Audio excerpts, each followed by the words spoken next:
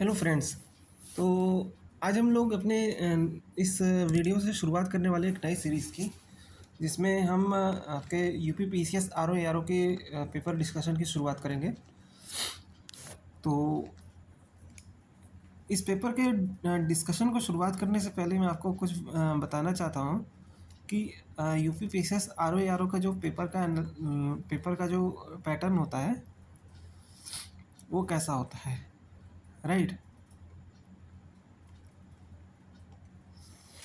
तो UP PCS का जो आरओ एआरओ का पेपर होता है उसमें आपके दो पेपर होते हैं।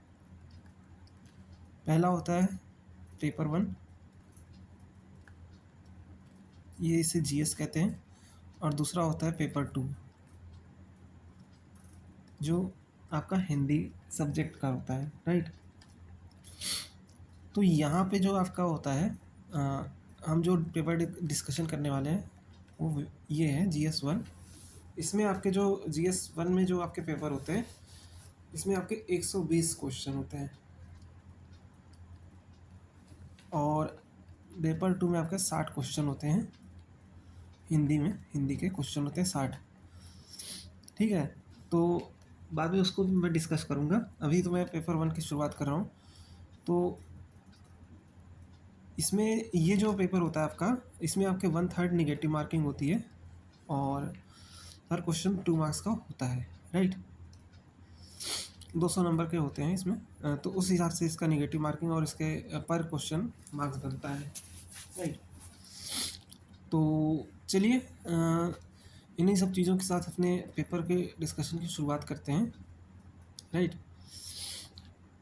तो ये है अपने पहला क्वेश्चन है कि during his annexation of Afghanistan who invited Babur to invade India?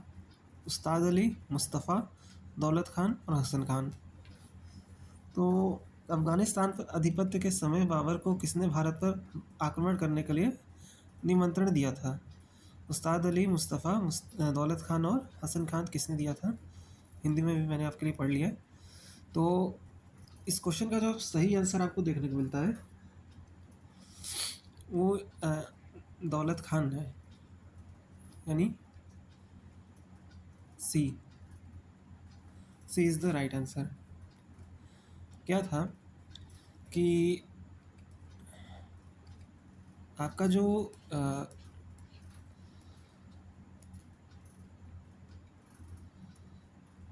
Let me clear it. तो होता क्या है आपका कि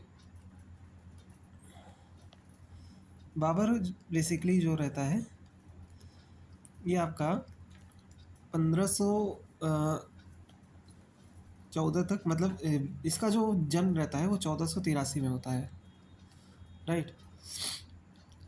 और 1494 में 11 साल की उम्र में अपने फादर की डेथ के बाद ये फरगना वैली का राजा बनता है। समरकंद इसकी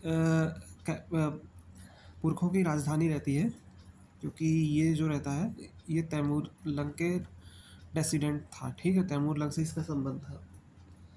तो 1494 में बनता है, शासक बनता है, और फिर वहाँ से इसकी जर्नी शुरू होती है। लेकिन समरकंद पे ठीक ठीक कभी कब्ज़ा कर ही नहीं पाया।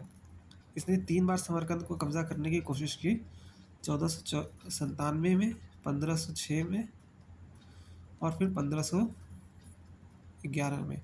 लेकिन तीनों ही टाइम इसे हार कर वापिस आना पड़ा, और फाइनली 1514 के आसपास ये काबुल पे कब्ज़ा कर पाया। काबुल पे कब्ज़ा करने के बाद ये जो है तभी से हिंदुस्तान पे कब्ज़ा करने की कोशिश कर रहा था, और उसी बारे में सोच रहा था। 1518-19 में क्या होता है, 1518 में बेसिकली दौलत खान और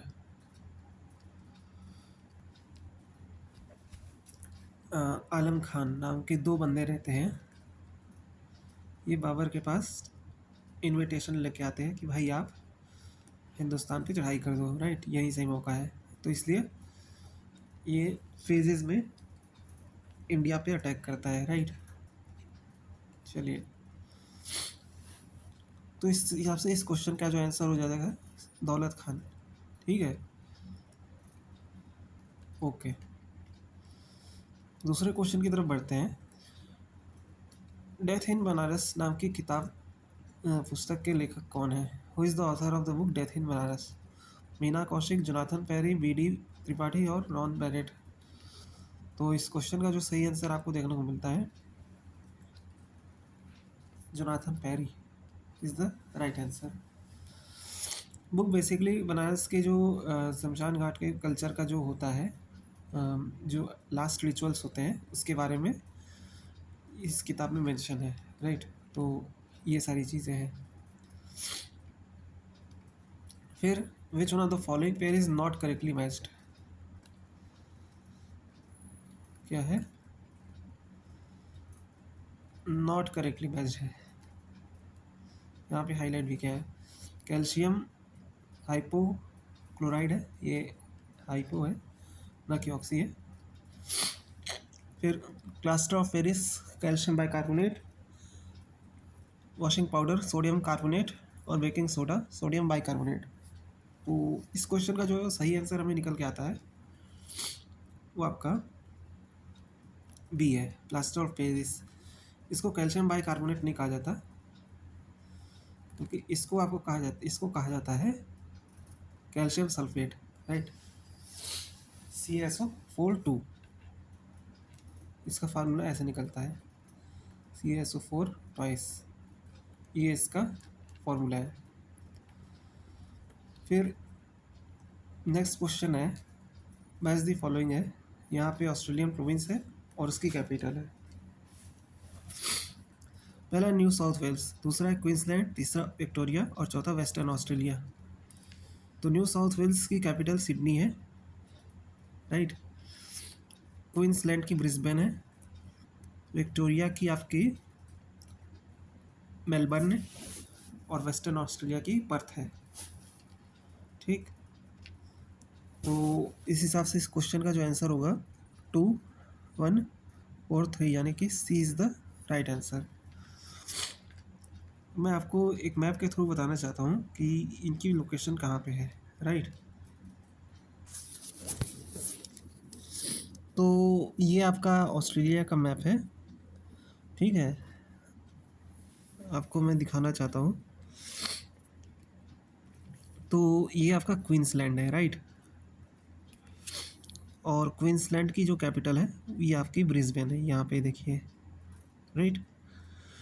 न्यू साउथ वेल्स आपका जो है ये आपका सिडनी है, यहाँ पे इसकी प्रोविंशियल कैपिटल। हालांकि ऑस्ट्रेलिया की जो मेन कैपिटल है कैनबेरा, वो भी यहीं पे है न्यू साउथ वेल्स में, लेकिन न्यू साउथ वेल्स की जो आपकी कैपिटल है, प्रोविंशियल कैपिटल, वो सिडनी है।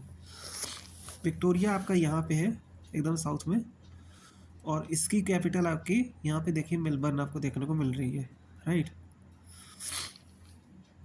इसके अलावा साउथ ऑस्ट्रेलिया आपका ये है और इसकी कैपिटल आपको एडिलेड देखने को मिल रही है यहाँ पे, राइट, ये। फिर ये आपका वेस्टर्न ऑस्ट्रेलिया है और इसकी कैपिटल आपको देखिए यहाँ पे पर्थ देखने को मिल रही है, राइट। और ये आपके नॉर्दर्न टेरिटरी है और इसकी कैपिटल ये आपके डार्विन है। तो ये ऑस्ट्रेलिया की जितनी भी प्रोविंसेस थी, और इसके अलावा एक आखिरी प्रोविंस है ये तस्मानिया, इसकी कैपिटल यहाँ पे होबार्ट है, राइट। तो ये जितने भी प्रोविंसेस थी उसकी कैपिटल मैंने आपको बता दी है। तो वापस अपने क्वेश्चन की तरफ हम चल, तो ये हमारा क्वेश्चन हो गया इस हिसाब से, ठीक है। अब अगले क्वेश्चन की तरफ हम बढ़ते हैं। तो मैच द फॉलोइंग अगेन है, ललित कला Akademi, Sangeet Natak Akademi, national school of drama और centre of culture and resources training, ठीक है। तो फाउंडेशन ईयर लिखा है यहाँ पे। तो ललित कला एकेडमी जो फाउंड हुई थी वो 1954 में हुई थी, तो इसका ये हो जाएगा। संगीत नाट्य अकेडमी जो है 1952-53 में हुई थी, ये इसका हो जाएगा। नेशनल स्कूल ऑफ ड्रामा आपका 1959 में हुआ था, और centre for cultural resource and training आपका 1979 में हुआ था। ठीक, तो इस हिसाब से इस क्वेश्चन का जो आंसर हमारा निकल के आता है वो आपका है 1 2 3 4। इस कोड में आपका आंसर है। ठीक है, तो 1 2 3 4 यही है, A is the right answer. ठीक, फिर which of the following tiger project tiger reserve is not situated in MP. MP में कौन सा सिचुएटेड नहीं है?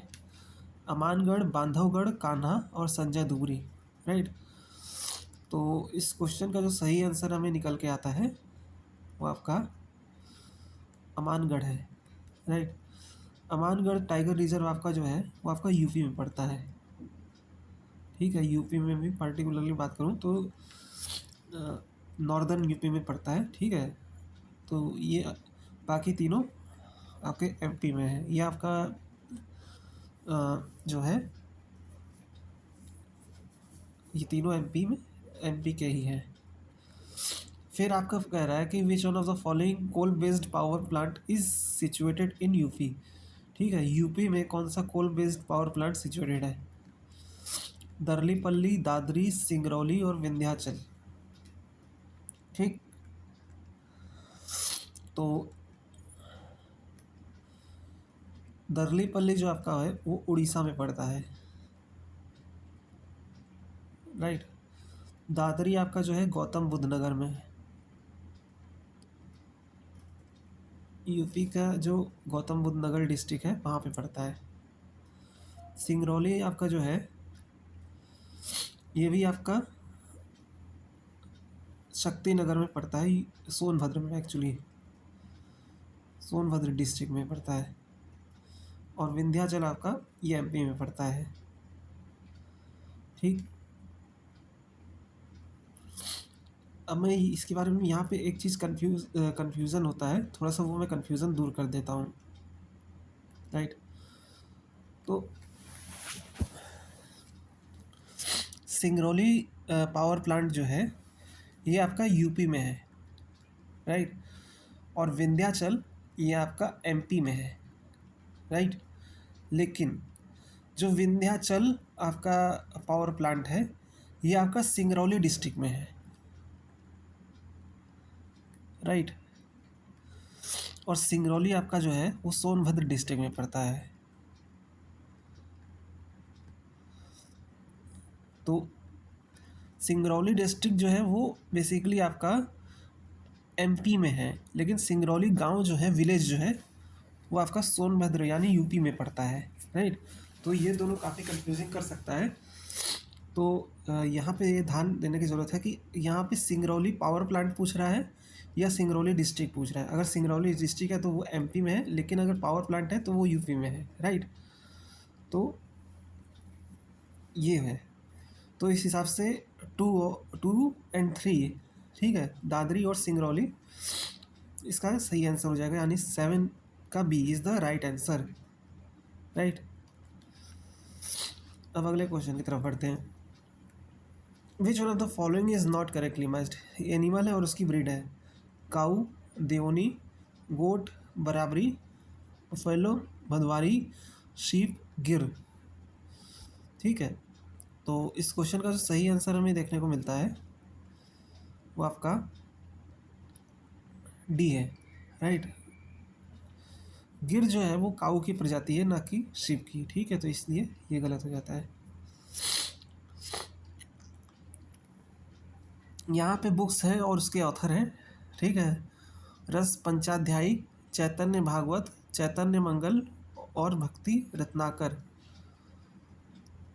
रस पंचाध्यायी जो किताब है ये आपके नंददास के नंददास नाम के एक कवि हैं, उनके द्वारा लिखी गई है। इसके अलावा ये अब्दुल रहीम खान खाना और सूरदास भी इसी शैली में लिखते हैं। राइट, चैतन्य भागवत वृंदावन दास की किताब है। राइट, चैतन्य मंगल जयानंद है और भक्ति रत्नाकर नरहरि चक्रवर्ती है। तो इसलिए इसका मतलब ये है कि 3 1 3-1-2-4 इज़ द राइट आंसर। 3-1-2-4 यानी कि C is the right answer, right. चलिए अगला क्वेश्चन देखते हैं। क्वेश्चन ये कह रहा है कि which one of the following group of diet provides maximum energy to human body. तो ह्यूमन बॉडी को मैक्सिमम एनर्जी कौन सी डाइट प्रोवाइड करती है? Fat, protein, vitamin, vitamin, mineral, water, carbohydrate, fat, protein, carbohydrate, protein, vitamin. तो इस question का जो सही आंसर है वो आपका सी है, कार्बोहाइड्रेट, फैट और प्रोटीन। वाटर से कोई हमें एज सच एनर्जी गेन होती नहीं है, और विटामिन एनर्जी नहीं बल्कि आपके एक तरह से दूसरी चीज़ों के स्ट्रेंथ बिल्डिंग के काम आता है, राइट। तो इसलिए कार्बोहाइड्रेट, फैट और प्रोटीन आपका सही आंसर हो जाएगा, राइट। तो चलिए आज के लिए इस वीडियो में इतना ही रखते हैं। आपसे मिलते हैं नेक्स्ट वीडियो में, तब तक के लिए अपना ध्यान रखिए। Good bye.